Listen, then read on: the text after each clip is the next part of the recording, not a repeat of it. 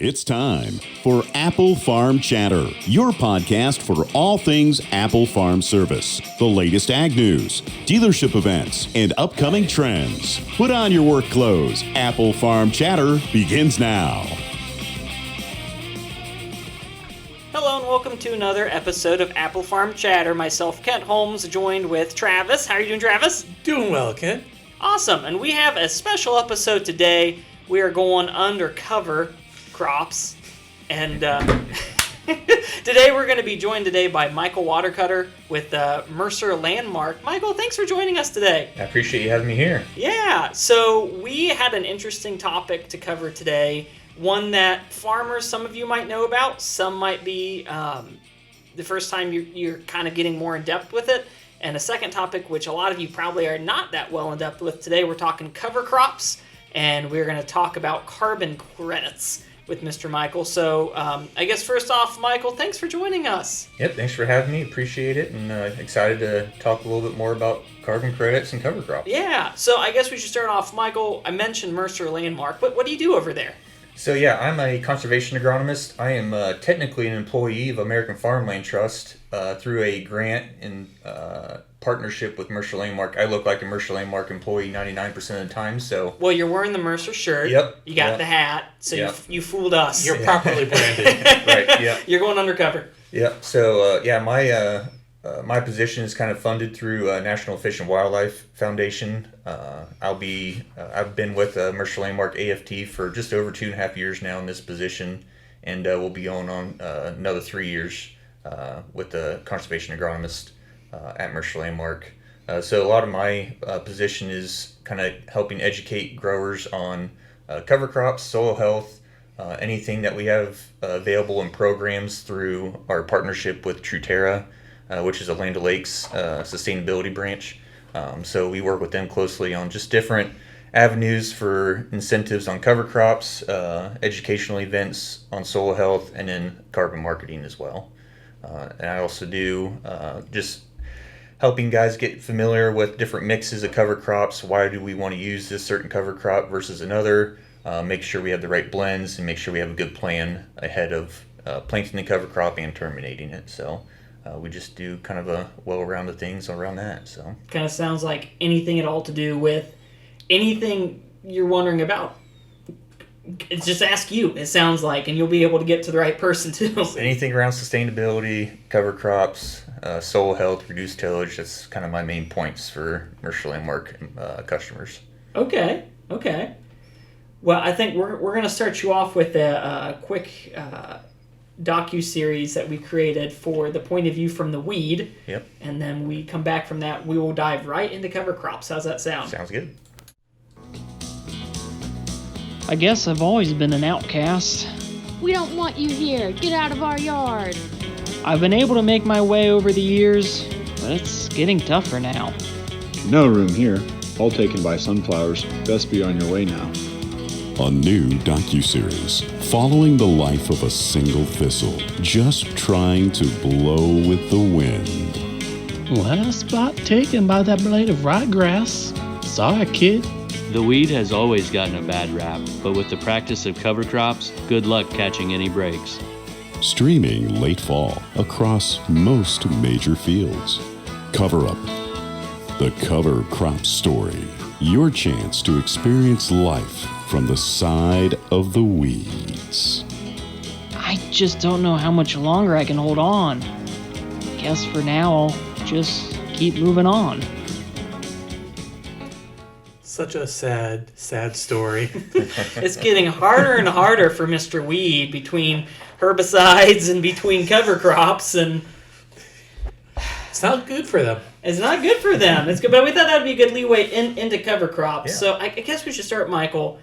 Most farmers have heard of cover crops, but I guess for the handful of those that are maybe listening that don't farm, but they just came across this podcast and they're wanting to learn more, 30,000 foot view. What is a cover crop? So really, cover crop is, the first reason that we've kind of really got into using cover crops is to try to help control erosion. And the second part is, more about weed suppression. So it's a specific plant that we put out there for a specific reason. So a lot of grass cover crops we use We use it for some erosion control and try to help with weed suppression. Some other cover crops like radishes, rapeseed, clovers, we use that for more nitrogen, creating nitrogen in the soil, nutrient scavenging. So cover crop can be used for many different reasons. But really the first reasons that we started using more of the cover crops has been soil erosion control and probably weed suppression. Okay. I mean, when did you start seeing, or before your time, I guess, when did cover crops really start coming about? You have guys that have been using cover crops since, probably back in the 70s or 90s. But really, cover crops have really started to come around here in the 2010s. We started using cover crops on my own farm here in about 2015. 2014, we started dabbling into it. And currently now we've been full no-till, full cover crops since 2018. So every acre on our farm gets a cover crop and it's no-tilled. Okay. I mean, you mentioned all the different reasons why it would be important to set erosion control. And I think that's a big one. We had a massive drought, and then how many inches of rain did we get a week ago? Oh, a lot. I mean, yeah, I think anywhere from 2.5 to almost 4 inches in some areas. So. Yeah, and which it was a long rain, but then you look at what happened over unfortunately with the Carolinas. Yep. And you look at all the flood water that happened from that. I mean, from when you've done studies, have you guys come up with a firm number how much cover crops help compared to traditional tillage when it comes to erosion? I can't give you a straight up number on how much we're saving at the end of the day on a cover crop versus the tillage, but I mean I don't know if you guys have ever seen the slake test at all, to where you can take a clod of soil that has been more conventionally tilled versus a no-till and cover crop clod of soil. You drop it in some water and you watch how fast that water slakes off. And the slower it slakes off, the more aggregates, the more mycorrhiza fungi you have in the field, the more healthy your soil is, the less your soil is going to slake off and go to the bottom in that soil. It absorbs that water quickly. With more conventional soil, it'll start slaking off quick. The water will turn muddy, really brown, and that soil is just not able to handle that much water at one time. So a good example on one of my farms and some other farms we've done some research on before we did no-till and cover crops, it was able to hold about 1 inch to 1.5 inches of rainfall in an hour.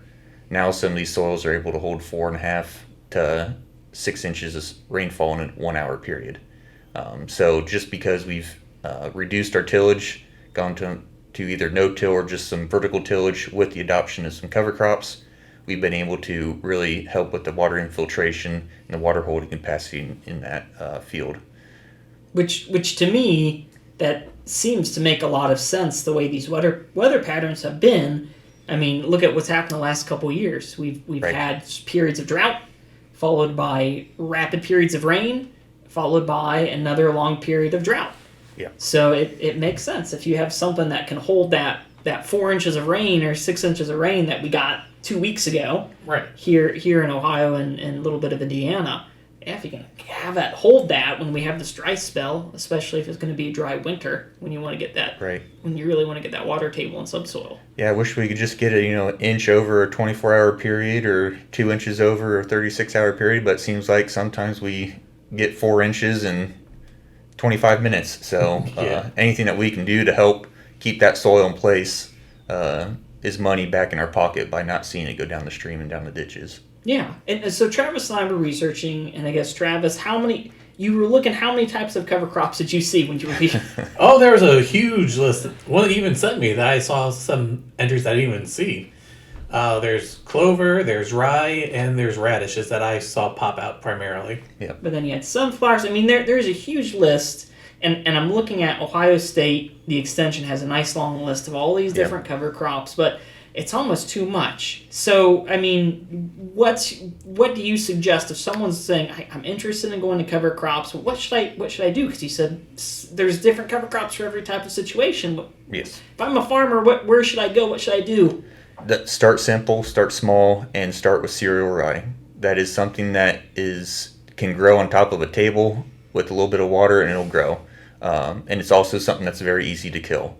I would just go out there and either drill it or spread it on with some potash, 30 pounds to the acre or so, and start out with that. Plant beans into it, or kill it early if that's what you want to do. Plant beans into it later. But start simple, start small. Don't go out and do half of your farm or your whole farm into cereal rye for the first time. I recommend also, if you want to just start out with not planting green, which a lot of guys get a little nervous when you see 5-foot tall cereal rye out there and you want to plant into it. So if you want to kill it off a little earlier in the spring, you can. But cereal rye is really the best one to kind of just start out with. Easy to establish and easy to kill. The beginner, basically. Yep. Yeah. And then all the way back up to, if you've been doing it for multiple years, we can do 5, 10-way, 12-way blend of cover crop mixes. So Okay. And I know, Apple Farm Service, we have lots of different equipment that can help you facilitate switching over with cover crops. For traditional grain farmers who's used to conventional tillage with their equipment, is there a lot of conversion that they need to do to be able to do cover crops? I know a lot of people don't have drills anymore, so that's something that I recommend mostly on planting cover crop. The drill is going to be the best thing, but obviously not everybody has one or the capability to have another person running another piece of equipment through the field. So having your local co-op, like Mercer Landmark, to be able to spread some cereal rye or spread some wheat, barley, even radishes, depending on the time of the year, with some potash to help carry it through. Apply that, and then if you do have vertical tillage, you can do that right behind it, or just let it on top and let it grow. So if you have I know there's all kinds of different cover crop attachments you can do on a combine or vertical tillage tool on top of that. So there's quite a few different avenues and quite a few different equipment that you can look at to get your cover crop out. Yeah, I know we here at Apples, we have sold plenty of vertical tillage pieces that have the spreaders with it for cover crop or the back of the combine. We've seen that. And then, of course, we rent seeders. So I know it's a pretty popular time for us come spring and come after if they're not doing winter wheat, where they can come and they can rent seeders from us, different sizes to help them out, seeders and overseeders. But end of the day, you're saying for farmers out there, they should not be trying to do cover crops with the 15-inch bean planter is what you're saying. Probably not. If that's what you have and you have the discs that were able to handle some of those seeds, then more power to you. Drill, broadcasting on, or even aerial application with a drone or a plane works just fine too. With the broadcasting it and aerial applications, Mother Nature you never know when it's going to rain, but a timely rain ahead of or right after planting that with a aerial application broadcast would be great. So yeah.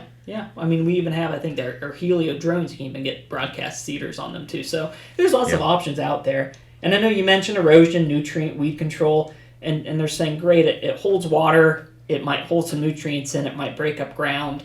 But is there also any other financial benefit for doing cover crops out there? Once you get a little bit more into it, you get more comfortable, we can bump up some of those seeding rates. Right now on our farm, we plant about 55 pounds of cereal rye per acre, which controls a lot of our weeds. So you can see a little bit more benefits about not having to use as much chemicals or some residuals in some of your passes with that mat of a cereal rye on there. And then we can look at just scavenging nutrients. So if you do some different mixes on the farm using, hairy vetch is a great nitrogen fixation cover crop, and also helps mineralize phosphorus as well. And there's a whole bunch of other cover crops we can get into, but some of those, they just really absorb up those nutrients in the soil that are not really able to be used right off the bat. As it starts to decompose and go back into the soil, it'll be ready for your cash crop to use. So there's quite a few different benefits that we can look at. Everything from erosion, water infiltration, to weed suppression, to nutrient mineralization. So okay, I feel like that's good leeway into when we're switch over and a little bit over to carbon credits. But Travis, you put something together I think fits in well with what Michael's talking about when it comes to getting some money back with cover crops. Yeah, I was saying Hollywood actually expressed some interest into it. We'll say there's a little trailer that we made in the theme for cover crops and spying. So, Hollywood, $3 million. Here we go. No negotiation. We're pitching this. In a world where soil is pushed to its limits and weeds run wild and unchecked, only one team can stop the madness from reaching the heartland. They are the Undercover Crops. Meet the agents who will stop at nothing to save the soil. Name, Crimson Clover. Codename, The Fixer. I don't just fix the nitrogen, I control it. Wherever nitrogen is missing, she's already there. They say nitrogen's elusive, but not when I'm on the case. But Clover can't do it alone. Enter Radish. Codename, The Deep Digger. I don't do shallow. I go deep enough to break toughest compaction. You got hard soil, I've got hard roots. Radish doesn't just break the ground, he breaks expectations. I don't do surface level ever. Then there's Rye. Codename, The Shield. Weeds? Not on my watch. They're gonna wish they never germinated. Rye stops weeds like they owe him money. Cover crops don't get days off, and neither do I. Nope. Together, these cover crops form an alliance like no other. Time to fix some nitrogen. Let's break some ground. Weeds? Are you even trying? But a new menace threatens the heartlands. I'll strip this soil bare, and nothing will be left. Not even your precious little nitrogen. Oh no, not this guy again. This guy's compacted my last nerve. We're gonna bury him. Literally. This fall, the greatest soil-saving mission begins. Together we are under Cover Crops. Saving the world, one field at a time. This fall, the Undercover Crops are coming to a field near you for the heartland, for your fields, and for you. What do you think? Hollywood, they'll take it? That was great. I'd watch it. You'd watch it? Good! First endorsement. First endorsement. There we go. Michael Watercutter says that he will endorse it. He would watch Good. it. Yeah. We'll start crowdfunding. Put the first $5 in for us. There we go. Got it. We'll give you a free box of popcorn. But so I think we get cover crops, how important they are, and then it kind of leans over something that's new that farmers it hasn't been around since the 70s or 90s, like Right. you mentioned, cover crops, carbon credits. And this is where I start to learn things. Yep. This is just so new and it's so interesting and it's kind of like the Wild West. It sure is. So I guess what someone who's not know much about it, what is a carbon credit? So we look at the soil. We look at tillage and cover crops would be the two biggest things, and we just kind of see how much carbon are we sequestrating in the soil at that point in time. So we know that when we do a lot of tillage, we release that carbon up into the atmosphere, and when we do reduce tillage and we have something growing out in the field continuously, that we're grabbing that carbon and putting it back into the soil. So I guess the quick and easy way to say is, tillage would be the biggest culprit to letting your carbon out into the atmosphere. So we want to see reduced tillage or no-till in those situations. That can get you eligible for a carbon credit. And then kind of the cover crop is the cherry on top. It gets you a little bit more bump on top of that and see a little bit more return. Going back to, more financial benefits on cover crops is, a little bit more of a incentive on your carbon credit. Okay, it's just a new mindset, because when you say you're releasing carbon by tilling, and I think a lot of people are like, well, I drive my car, I see exhaust goes up, there it goes.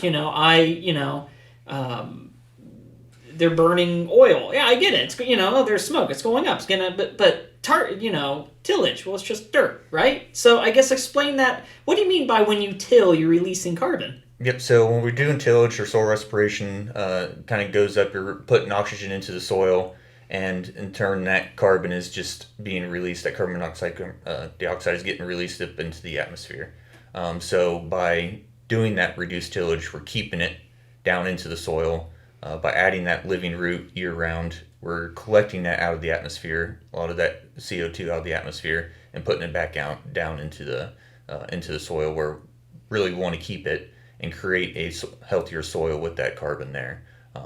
In turn, our mycorrhizae fungi are going to increase, our bacteria is going to increase within the soil, and all kinds of benefits are going to happen by keeping that carbon in the soil, not being released into the atmosphere. Okay, and I guess I'm going to put you on the spot. I said you didn't have to prepare, and then I'm going to throw something at you. Yeah. So you might have this. So if I have just a field and I'm doing a conventional tillage, do they have a number out there that kind of like on average, someone who tills per acre or 100 acres, whatever measurement, how much carbon is being released when I do that? I'm sure there's a number out there. I don't know that specific number, but when we do a reduced tillage or no-till with a little bit of cover crop on top of that, we can see a carbon sequestration within Ohio at about a 1.1, 1.2 tons of carbon per acre stored into the soil. Okay. As we get into more full no-till and maybe a little bit more diverse cover crop mix, we can see that number go up. Okay. So within your first couple years is where you're really going to see your carbon sequestration ramp up fast. Yeah, I mean, we just do the math. You said, an acre they normally sequester. You said like a 0.1 of a ton. 1.1 tons. 1.1 tons per acre. Oh, that makes a huge difference. So I mean, if you do this for 500 acres, 550 tons of carbon. That's a lot. Yeah. It adds up. So I guess at this point, would you mind telling the people at home how much carbon is actually in one carbon credit? Yeah. So on a lot of carbon marketing, we pay on a per ton basis. So per metric ton, right now, usually that number is about a $30 per metric ton payment out there. So again, right now within Mercer Landmark's footprint in the carbon marketing program that we use with Truterra, we averaged over about 5,000 acres. We averaged about a 1.12 metric tons of carbon per acre on that. So we actually ramped up this year. We went from about just under 5,000 acres in year one, year two of having a carbon market to up to a little over 25,000 acres in this past year. So we'll get a lot better number, a lot better kind of over the whole Ohio into Indiana kind of footprint on carbon sequestration. So we're pretty excited come here December. We'll be sending out a lot of contracts with payments out there, and we'll see some hopefully happy customers on that. So yeah, it's a nice little bump if the way the markets are. Recently corn went up just a tiny bit, but probably by the time this podcast release, it'll go back down. Sadly, how it is. So having a little bump, anything helps. Yeah. So right now we have a carbon program that pays by the acre, but we're also looking at ways to pay by the bushel. We do have a wheat sustain program. So if you have wheat within your rotation, that's kind of a soil health benefit as well. Having more crops growing out there, there's an incentive on that. Through kind of not really a carbon payment, but kind of like a carbon payment on the bushel. And also kind of talking about carbon intensity scores, your CI score. With these new tax credits coming with the 45Z and the ethanol plants, they'll be paying via by the bushel. That's a whole nother thing we can dive into as well. But just knowing what your carbon intensity score is, and then once we kind of know how to collect that data, how to quantify that score, we can figure out what your score is. It's kind of like golf. The lower your score, the better. Mm-hmm. So that kind of in turns, we want to see where these ethanol plants are going to be at, these biofuel places are going to be at, and how much they're actually going to return back to the farmer on a per bushel basis. So right now we don't know how to exactly quantify that CI score. There's a lot of people out there that say they can or are asking for payments out there to get your CI score. I'd just be cautious of that. But we're getting close on being able to know exactly how we're going to quantify that. Yeah, okay. And I know so if I'm a farmer, I'm listening, and I'm somewhat skeptical. And I say, well, I need to run the numbers. Yep. And so you mentioned roughly you have a program with Mercer that's paying roughly, you said about $30 a ton. $30 per metric ton. Yeah. $30 per ton, and then so that's with the program that you have, and then so even that alone, if I were to do that for 500 acres, that's 550 tons. And I said, okay, I'm going to go, $30. I mean, that's $16,500. And then, you think how much? And also, on your first year, we do pay back 3 years worth of carbon sequestration. Oh, really? So in year one, wow. Like this past year, we are going to be paying on 23, 22, and 21. Okay. So depending on kind of where you're at in your cover crop soil health journey, if you just started within the last 3 years, you're probably going to see a pretty good ramp in carbon sequestration. Mm-hmm. Now, if you've been doing it for 10, 15, 20 plus years, your carbon sequestration has kind of stopped and kind of not plateaued, but you're not getting that really ramp of carbon being sequestrated in the field. So if you've just been starting here the last year, 2 or 3, this would be a great time to get into a carbon market, a carbon payment, because you'll see a really good benefit out of that. Yeah, I mean, when you look, gosh, $30 now you're saying times 3, $90 an acre. So I mean, roughly if you have 500 acres, you could be getting almost $50,000 that first year. So, I know you might have to get a seeder, but you can rent one from us, or you mentioned Mercer Landmark or other co-ops nearby probably can offer that service as well. So you're just out really their time or their rental time in the seed. So really, it sounds like that plus in the long term, saving your topsoil and holding in water, it really is a benefit. And also on that too is you can get state funding, federal funding on cover crop seeding as well. So even if you are in a carbon program, you can be in H2 Ohio and get a cover crop payment through that. You can work with Mercer Landmark. We've offered different USDA cover crop programs that pay on a per acre basis. And NRCS also has different cover crop programs as well that you can be paid on too. So you can get a lot of that cover crop and that application paid for via some state and federal funding as well if you do need some help with that, and maybe you want to take advantage of 2 programs on top of each other. Okay, so what you're saying is you can baseline maybe 30 an acre, but there's also programs you can kind of add on to as well. Yep. Oh, that's awesome. So even more than that, and I guess one naysayer that's listening to this, who's always been doing conventional, is going to say, that's great, okay, but how is this going to affect, I get it's going to keep water in, it could, Have you seen studies? Has it really hurt yields or enhanced yields when it comes to corn and beans? What have you seen? It's a good question. So we've done multiple different studies. We're going to be really ramping into some of the research here, hopefully. We'll have a cover crop research plot at Mercer Landmark where we're going to do some multiple year studies on that as well. That's actually going to be currently get planted into wheat, and then we're going to do a 8 to 10 way blended cover crop mix, plant corn into it, take that corn off, plant rye, beans. So it's going to be a multiple year process. So we'll have some answers here on that a little bit down the road. But year 1, year 2, you're going to see a little bit of differences within your soil, within the crops. But at the end of the day, you need to look at the return on investment. And I know we really harp on yield, and yield. At the end of the day, that's kind of what we're banking on. But we need to look at the return on investment. So if we do have a slight decrease in yield, where did we save at? Did we not have to do as many passes over the field with tillage? How much diesel fuel did we save on that? Did we save anything on herbicide application costs? Yes, we do have some seed costs with that, running over that field with application or paying somebody to do it as well. But usually year 2, year 3, especially year 3, you're really going to start to see your soil health benefits out of that. You're really going to see the water infiltration help, the nutrient scavenging that's been happening with some of those cover crops and the reduced tillage on there. So usually I tell people year 2, year 3, depending on kind of where you're at on tillage and your cover crop journey, but that's when you're really going to start to see some big benefits on that time frame. Okay. And so if I'm listening to this, because you mentioned, there's a program through Mercer, there's a program through the state, and Travis and I, how much fun did you have trying to figure out all these programs and where to get them?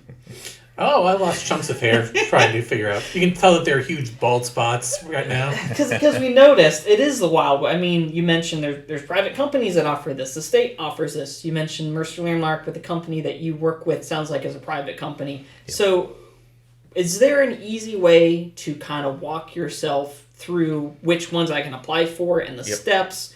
Or what would you suggest someone listening who just wants to learn more to start the journey to see if it's worth it for their farm in the long run? Where should they go? What should they do? So, to kind of clarify a little bit on the programs, carbon is not anything to deal with any government or state funding at all. So that's a private funded program. A lot of the cover crop programs can either be state funded or privately funded as well. So, but really to get started is if your co-op has a conservation agronomist like myself, that would be the first place to really start out with on trying to figure out what programs you can work with on top of each other, or which programs do you want to do that help out with the financial side of things. So talking to somebody like myself to be able to walk you through, are you in H2 Ohio? Can you be a part of a carbon program? Are you part of another carbon program? You just got to look at, I try to stay up to date on everything, and I do a pretty good job of staying up to date. But as you can see, I have some gray hairs on my chin, on my beard. So it's kind of an ever-changing world. Like you said, it's the Wild Wild West. But at Mercer Landmark and Trutera, we do a very simple, very easy walkthrough on how to get started and get things rolling through that. So I know your local agencies, Soil and Water and NRCS, can help you with the cover crop side of things as well. But having a conservation agronomist in your area that can help you with cover crops, carbon, soil health, that's going to be the biggest helpful tool in your pocket trying to get into the journey of reduced tillage, cover crops, and carbon crediting. So okay, it's a lot.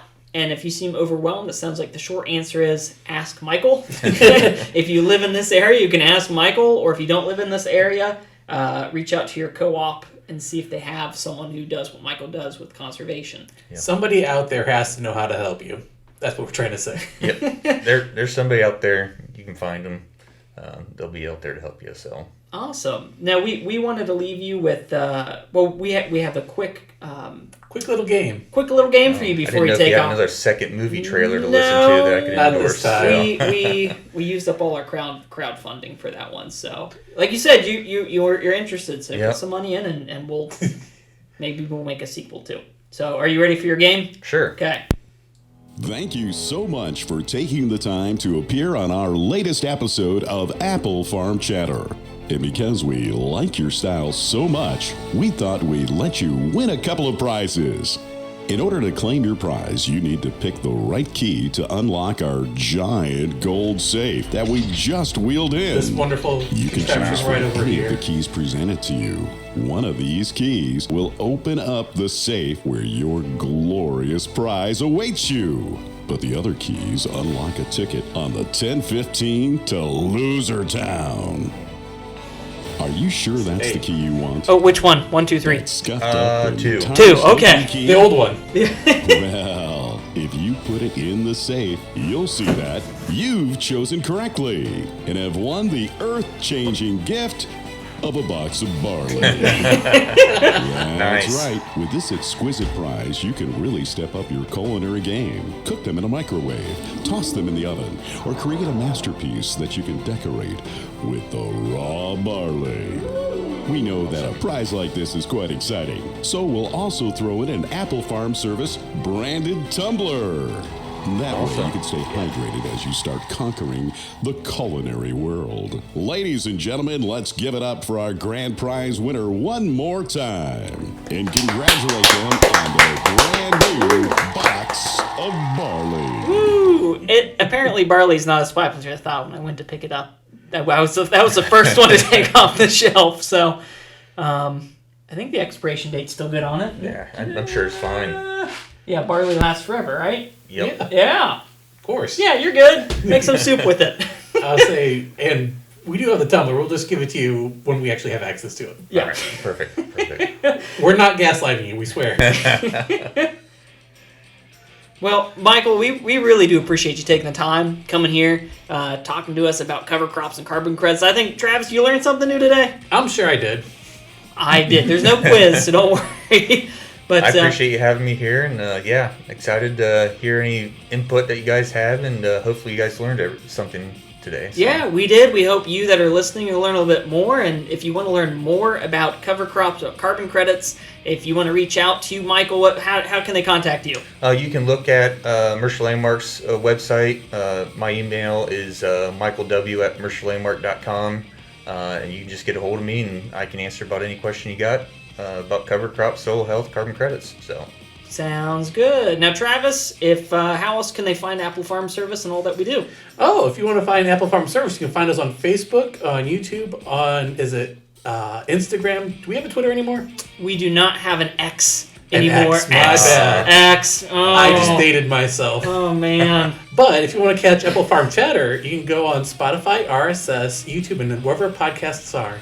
Awesome. Well, from Travis, myself, and Michael, this was another episode of Apple Farm Chatter. We wish you the best rest of the day and happy harvest. Take care. Thank you for listening to Apple Farm Chatter. If you haven't, subscribe today. Want more from Apple Farm Service? Like us on Facebook, follow us on TikTok, and check out our website, applefarmservice.com. Happy farming from your friends at Apple Farm Service and Apple Farm Chatter.